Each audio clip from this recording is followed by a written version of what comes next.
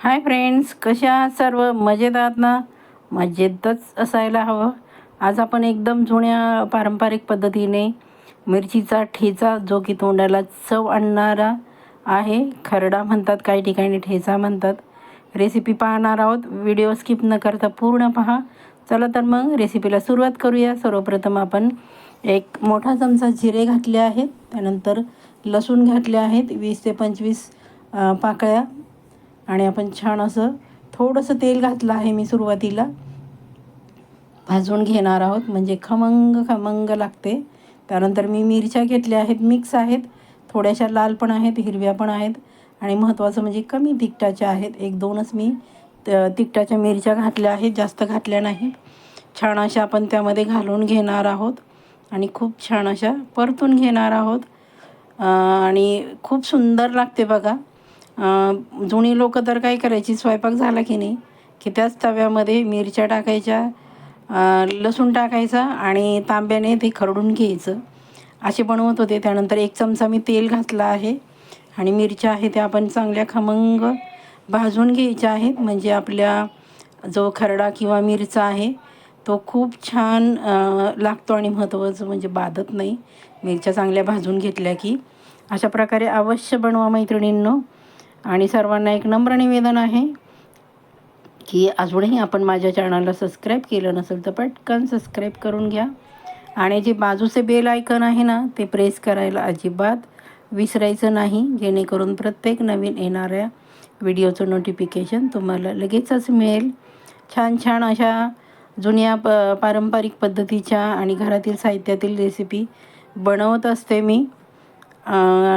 आणि ज्या मिरच्या आपण भाजतो आहोत त्या आपण लो टू मीडियम गॅसवर भाजायच्या आहेत, मोठा गॅस करायचा नाही, नाहीतर मिरच्या करपतील आणि तुमचा जो खरडा ठेचा आहे तो अजिबात चांगला लागणार नाही.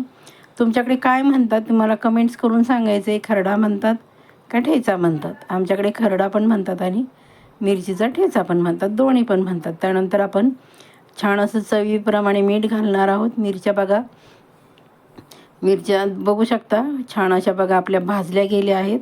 मी वरवंटा घेतला आहे, अशा वरवंट्याच्या साहाय्याने आपण अशा त्या प्रेस करणार आहोत हलक्या हलक्या हाताने. तुम्हाला मी दाखवण्यासाठी आत्ता गॅसवर करते आहे. नंतर मी कढई खाली घेऊन बघा छान अशा ठेचून घेतल्या आहेत खलबत्त्याने. तुम्ही हवं असेल तर तुम्ही तांब्याने करू शकता, ग्लासने पण करू शकता, किंवा तुमच्याकडे ठोंबा असेल खलबत्त्याचा तर त्याने केलं तरी चालेल. माझ्याकडे ठोंबा नाही आहे, त्यामुळं मी जो वरवंटा आहे छोटा तो घेतला होता. आणि छान बघा आपलं किती छान असा दरदरीत आपण ते बारीक केलं आहे आणि खूप छान लागते बघा. अशा प्रकारे तुम्ही केल्यानंतर मिक्सरची चव येत नाही, मिक्सरला जी केली त्याची चव येत नाही. अशा प्रकारे अवश्य बनवा.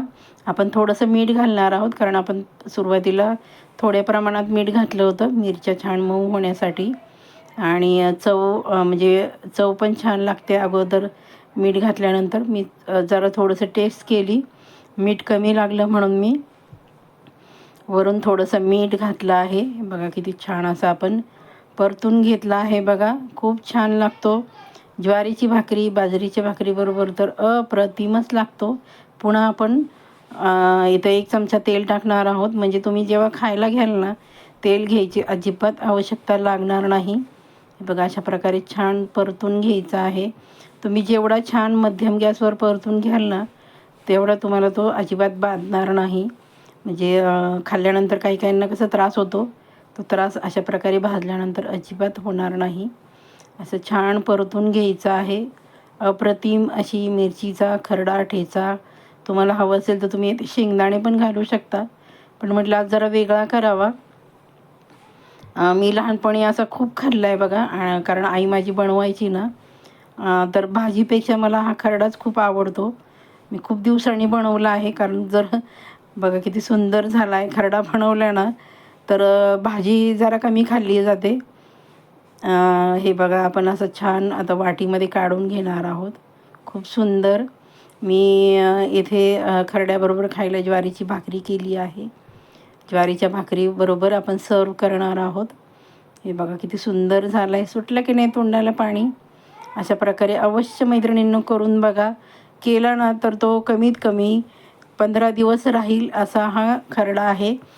फ्रीजमध्ये न ठेवता तुम्ही बनवून ठेवू शकता, जेव्हा वाटेल तेव्हा खाऊ शकता. हे बघा, मी छान अशी ज्वारीची भाकरी बनवली होती गरम गरम.